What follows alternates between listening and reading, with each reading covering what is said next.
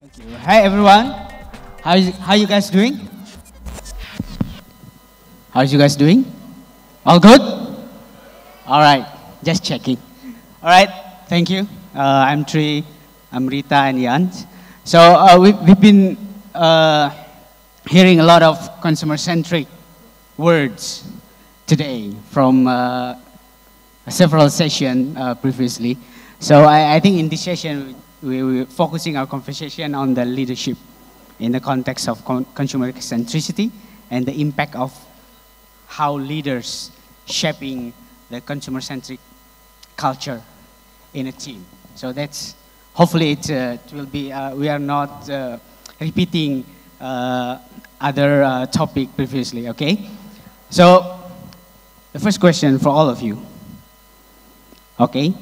We heard a lot of consumer changing so fast, you know, new trends coming several times in a year, new technology emerging every now and then. So a lot of changing, we heard that a lot of time today. But I think the question is for you as a leader, how does it impact the way you design your organization to cope with that? Do you have to redesign your organization in terms of roles and capabilities? How do you respond to changes in terms of your organization design? Maybe start with you, Amrita. I think, at least from Procter & Gamble's standpoint, our mantra is always consumer is boss. All right. And that's a language that all of us speak. You know, when we start looking at anything, whether it's a campaign, whether it's a platform, or whether it's an execution, the first question is, what's in it for the consumer? And as leaders, if we speak that language, we hope that, you know, the organization takes it, right? I, in fact, tell my team, your boss is not the boss, your consumer is the boss, right? So do what's right for the consumer. Right. I think that's the first point. And the second piece is constantly innovating. We ensure that, especially in the current scheme and over the last 2 years, we've had to constantly innovate, not just on products, but also on the platforms that you're available in, on the kind of content the consumer sees, the advertising, the channels. So a combination of this mantra of consumer is boss and constantly innovating is what I believe has helped at least our organization so far. All right. Do you have experience that you have to, you know, change the way you manage your organization to respond to the change of the culture or consumer in the market? I think for us, it's been more of asking the questions of, you know, what is happening in the market. At least in the last couple of years, I was in a regional role, and that was when travel was actually not happening, right? But despite that, we actually ensured that we spoke to a lot of consumers. We went on virtual trade visits, virtual, you know, store visits, did everything to ensure that the organization is very close to the consumer. And you fund for it, like, you know, even if there's budget needs, you ensure that being close to the consumer is the #1 priority for us. And that's what I had to do when I was in my regional role earlier in the last few years. All right, that's cool. So how about you, Amrita? So I think from our standpoint, I wouldn't say there's a change in the way that we manage the organization, but I will say that there's a desire to go a level deeper.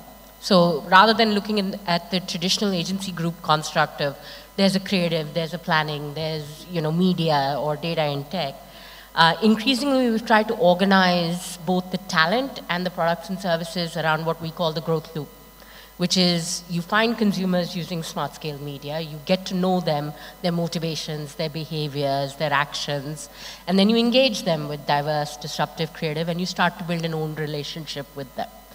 What that means, I think, from an organizational standpoint, though, is that rather than looking at the structure of your company as how many people in creative or how many people in media or how many people in this and that, you have to start to go a level deeper.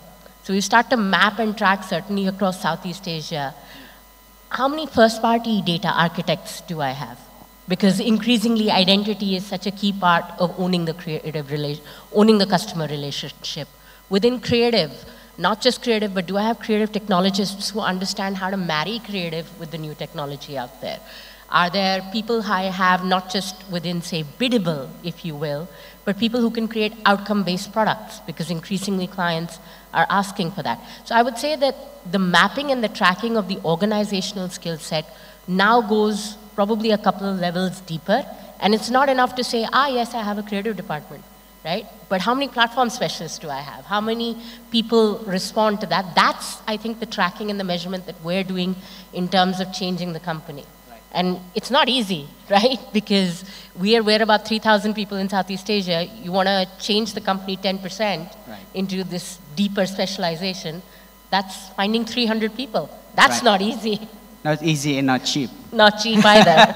All right, but there are some new sort of skill set that you need. Yeah.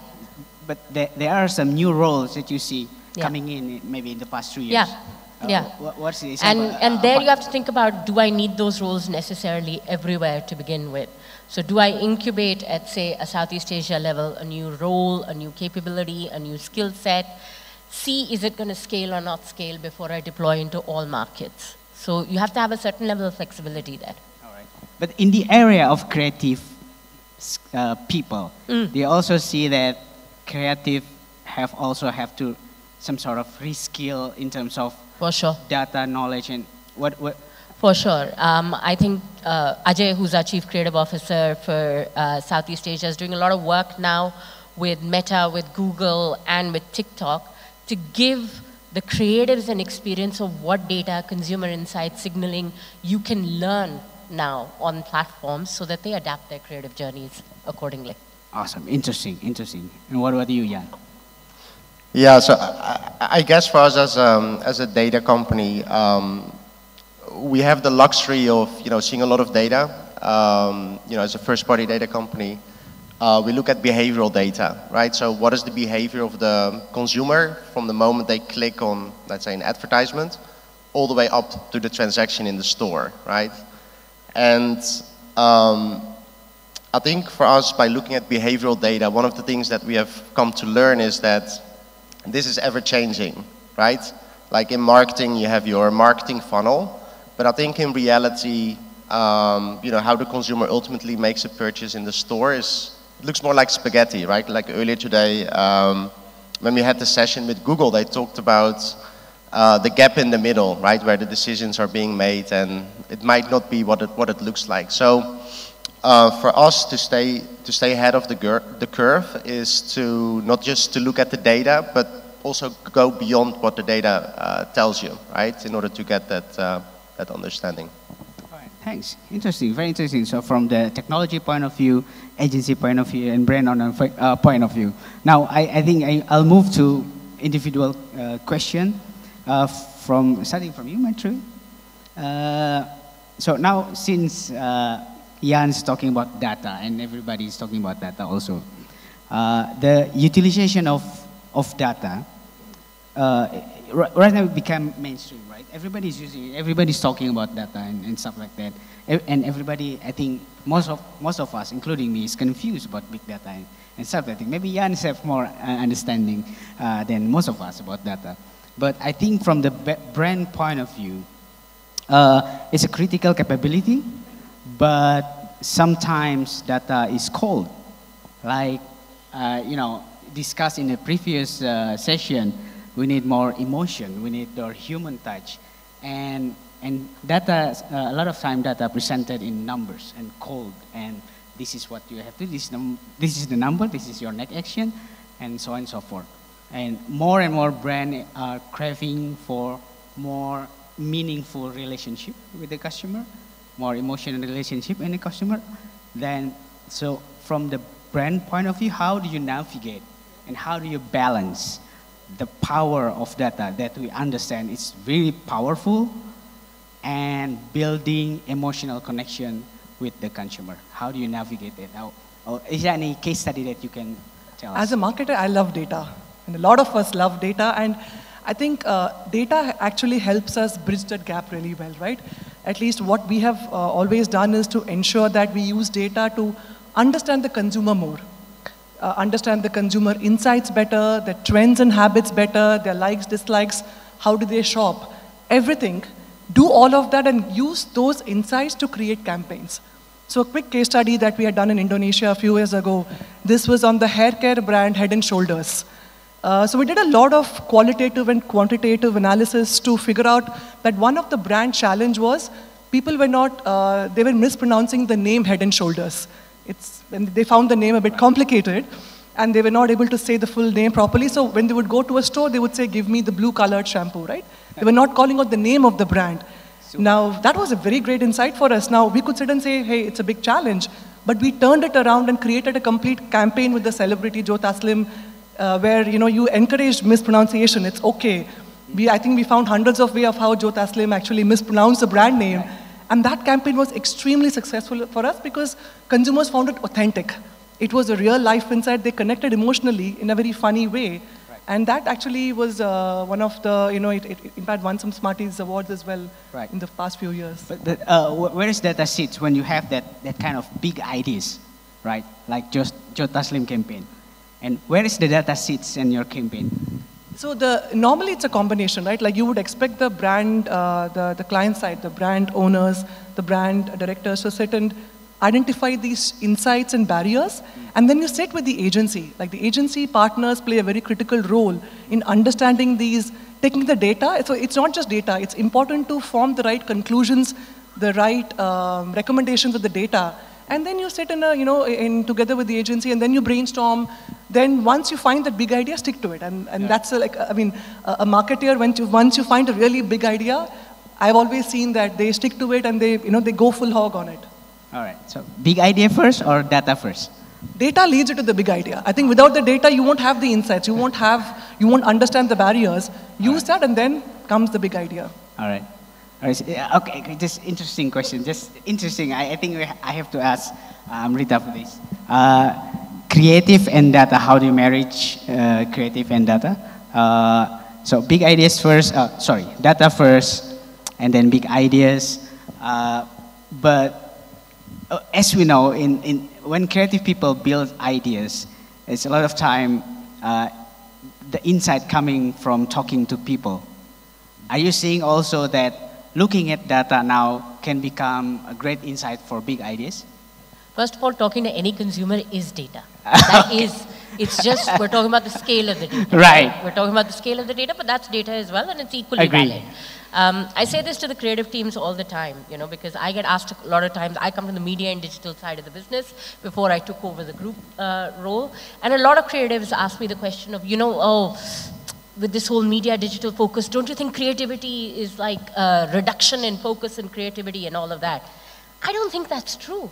I think if you're a creative professional today, the opportunity for you to innovate and come up with big, bold, bright, creative ideas is never been better because you have better access to what consumers are thinking about today than ever before.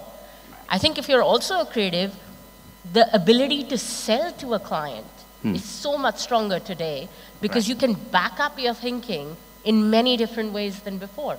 So if anything, I would think that it should be the springboard for even better creative thinking. Nice. Agree. Totally agree with you.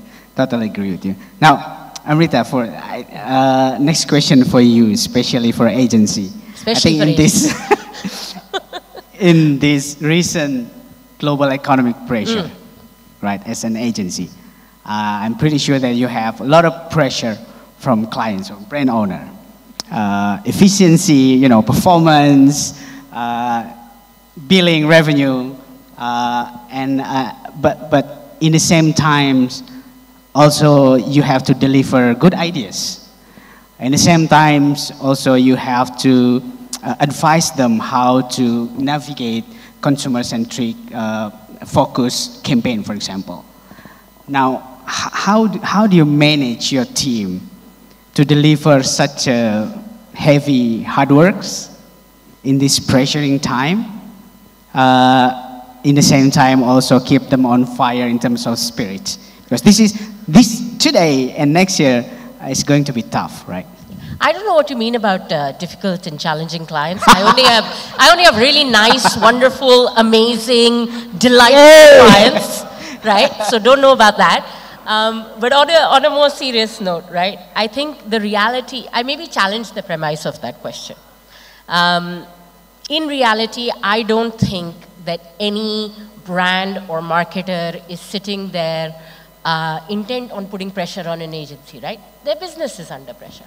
So as an agency, we've got to understand that first. Right. Right? When I'm in a client-centric business, we're not an agency and an ideation business and a media planning business in and of itself. We're fundamentally a client-centric business. The disparity or the disconnect where it happens, right, is where we don't necessarily understand where that pressure is coming from. Right. So the encouragement would be to the CEOs, to the marketing directors and teams in the room, is to talk to us more about what is that pressure, what is that trigger that is putting pressure on your business. It shouldn't, and I don't know of a single brand manager or media manager or marketer in the room who sits there and doesn't understand that the consumer is changing or new platforms are emerging or new ideas are needed. I think all of them know that just as well as we do. The job to be done, if you will, is in providing that confidence, providing frameworks, whether it's budgeting, where we do with you on P&G, on 10% moonshot ideas, right, or providing an understanding of what the experience will look like rather than just, hey, imagine it's going to be amazing. I think providing that confidence on these new areas is critical.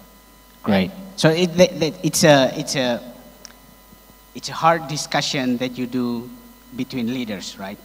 I mean, pushing that heavy discussion about the economic challenges and so on and so forth, getting that understanding to be consumer centricity from your side to the client. But how do you